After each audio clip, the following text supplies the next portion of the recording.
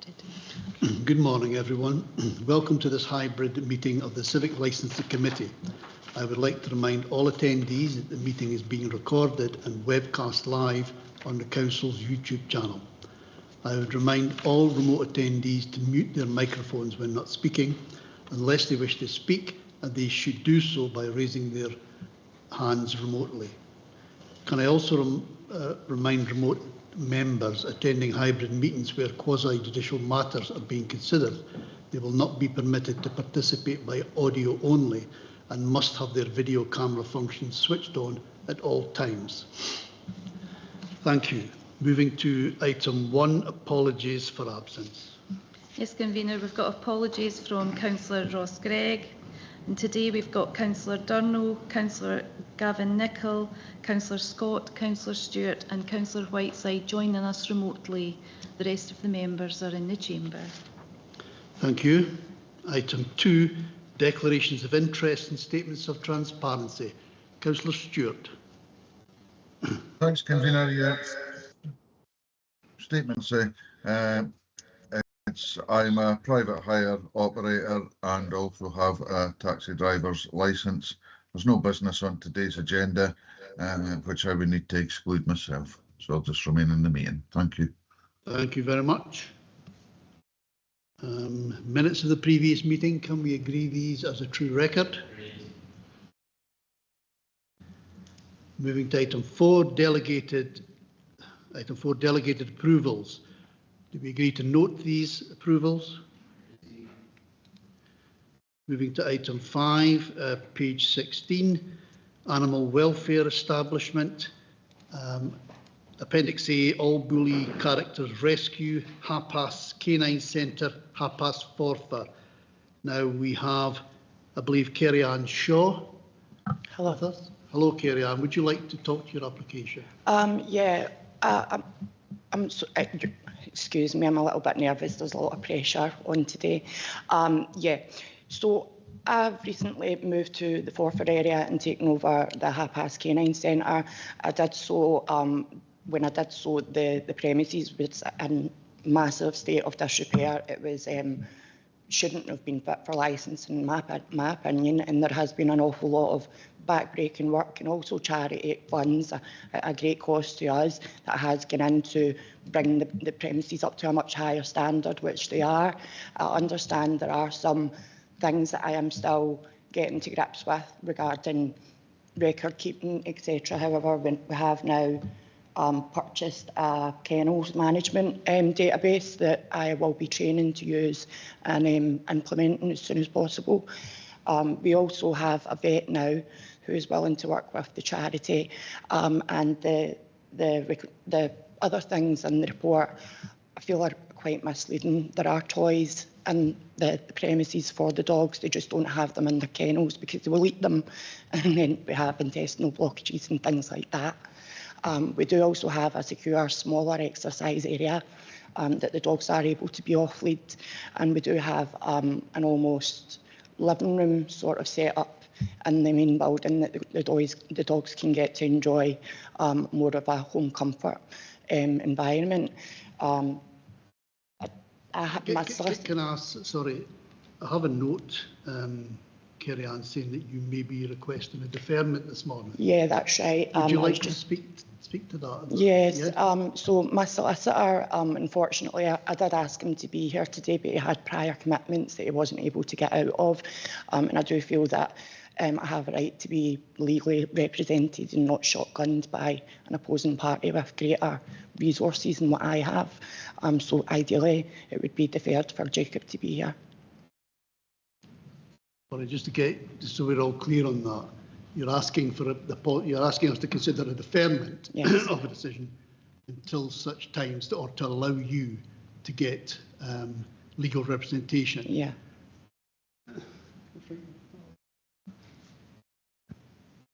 Yeah, just to advise members, it's certainly within your gift to defer that. You need to take into account the reasons given by the applicant. What I would say is there is obviously no right, we're not a court, to have a legal rep present, so it is within your gift to proceed. However, you need to take into account, you know, all the factors, and the factor that the legal rep is not available for today. Thank you for that request. In my opinion, I do note that this has gone on for a fair bit of time, but to give, I think, the applicant every opportunity possible, I wouldn't be against a deferment to allow legal representation. Can I just check when the next date would be? The convener. Right, 13th of February. Right. I've got some questions from members. So we'll go to Councillor Durno first.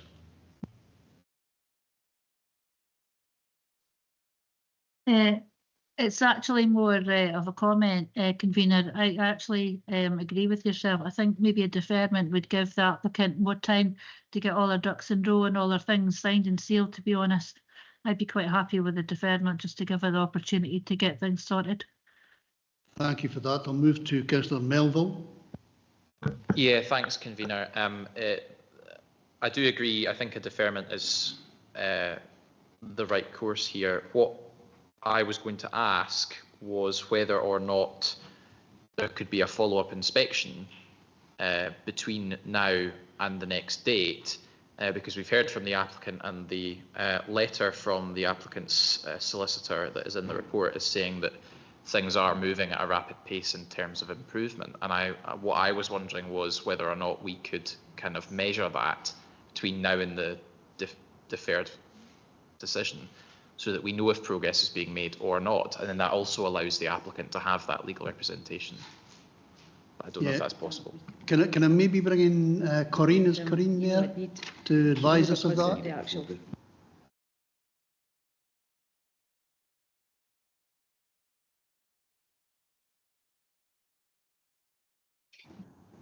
Hello. Hello. Hello. Hi.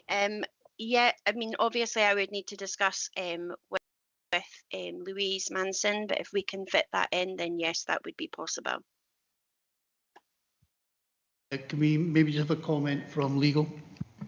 Yeah, just in terms of the process for that, and just to give you the heads up, Corinne and Louise, we would need the reports ready for committee by the 27th of January, just so we give you the heads up, so we've got plenty of time to get them out. Now that's quite a tight timescale to make sure that everything's in place and to get an inspection done, so just to be aware of that. Okay, I'll now bring in Councillor Braze. No, I'm fine. That's my question's been answered. Thanks. Councillor Stewart.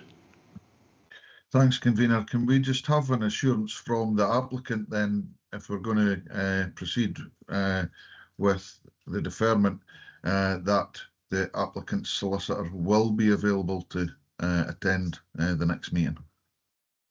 Obviously, I would need to double check with him that he is available that day, but however, I'm sure that he will make himself available. Is that okay, Councillor Stewart? Yeah, I'm happy with that.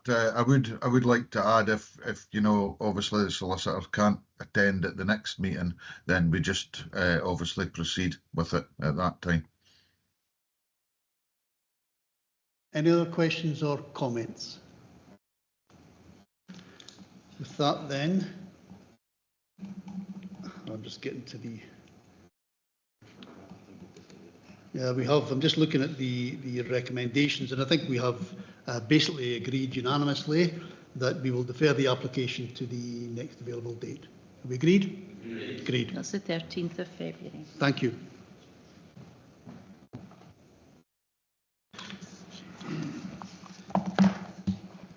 Now that takes us on to item 6, which is the new application, animal boarding establishments.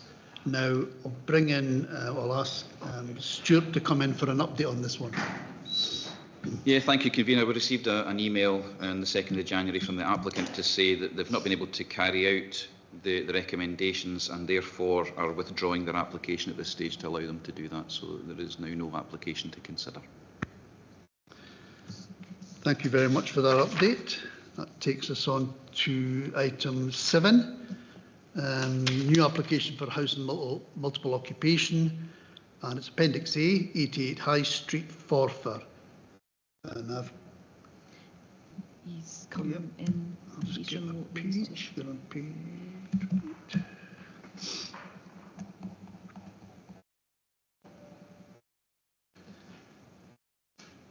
And I think we have Alan Cowie online. Mr. Cowie? Yes. Hello. Hello, Mr. Cowie. Would you like to talk to your application? Yeah, it's application for an HMO license for it's a 6-bedroom property that we're trying to get maximum usage out of. So we're looking for the HMO license just to allow us to do that. We operate 3 HMOs up here in Aberdeen meantime. So obviously there's certain conditions we're aware that we have to meet. So we're just looking for the license to go ahead, subject to those conditions being met. Thank you very much for that. Note that we have some information from Building Standards. Do we have someone from Building Standards that would like to talk to that? Is Lee here? Yes, good morning, Convener.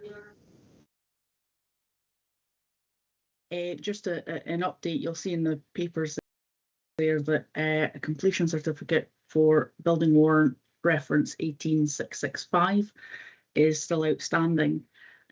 This was to convert the property into the guest house, and we are still awaiting that.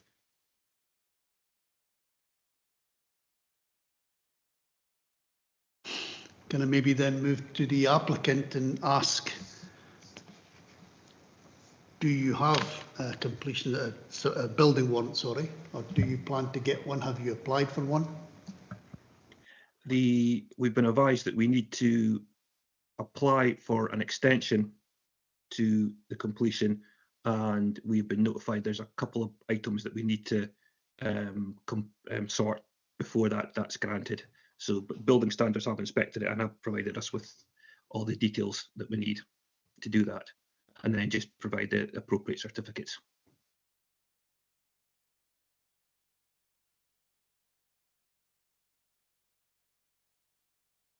Do we have a timescale on that? We would be looking to commence the work in the property basically ASAP, and be completed hopefully within a month or two. Thank you. Lee, do you have any comment on that response? No, that would be fine for us. As soon as he confirms that the work is complete, we can visit the site and then confirm whether it's okay to accept the completion and take the points away for the HMO application that are listed in the papers. Thank you.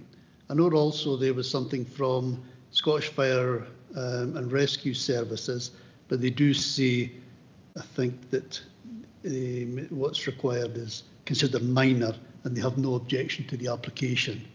So do members then have any questions at this point? No? Any comments? Is there anyone from the fire? No, no, there isn't. Yeah, no, yeah. Councillor Melville. Yeah, thanks, Convener.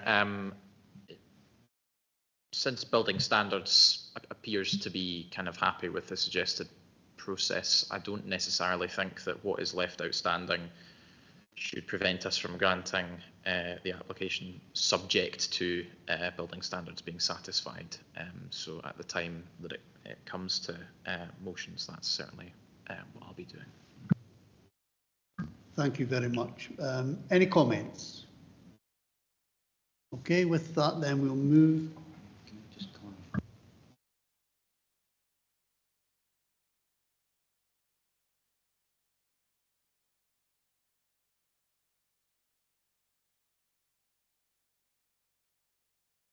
We'll move now then to the recommendations, and they are: 1, we grant the application subject to standard conditions, or 2, grant the application subject to standard and additional conditions, or 3, refuse the application on one or more of the grounds referred to in paragraph 5. Councillor Melville. Yes, thank you, Convener. I would like to move that we grant the application subject to standard conditions as well as a condition that prevents the site being used as a HMO until building standards is happy with all the building work and all the certificates. Councillor Fotheringham. Thank you, Convener. Just to back up what Councillor Melville has just said, that's what I was going to say, and I'm quite happy to second Councillor Melville's motion. Thank you. Any amendments? No? Are we agreed unanimously? Agreed.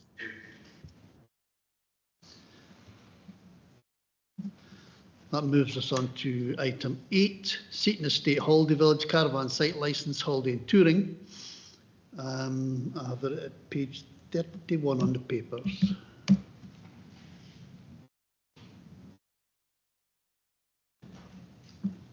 We don't have anyone from... It's just Louise Manson. All right. Yeah. Louise, would you like to update the committee on this application?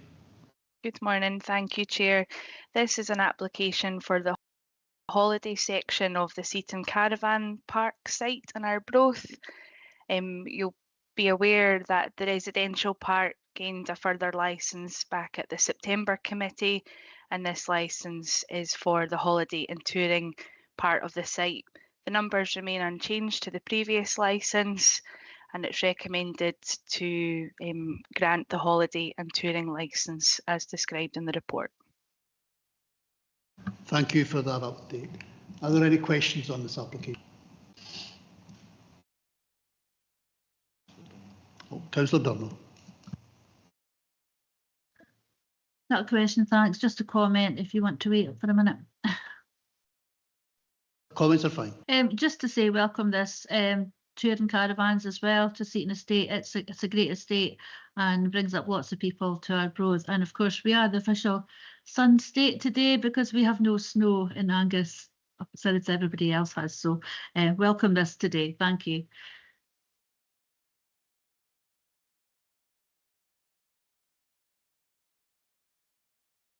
Thank you for that, Councillor. With that, then, we'll move to the recommendations. They are 1, to grant the caravan site licence for holiday use. 2, that the maximum number of 304 static caravans and 25 touring pitches be stationed on site at any one time, and that the operating period for the holiday part of the site be the 1st of March to the 31st of January each year. Are we all agreed? Agreed. Thank you very much. And with that, that is the end of committee. John, could you stop the live stream, please?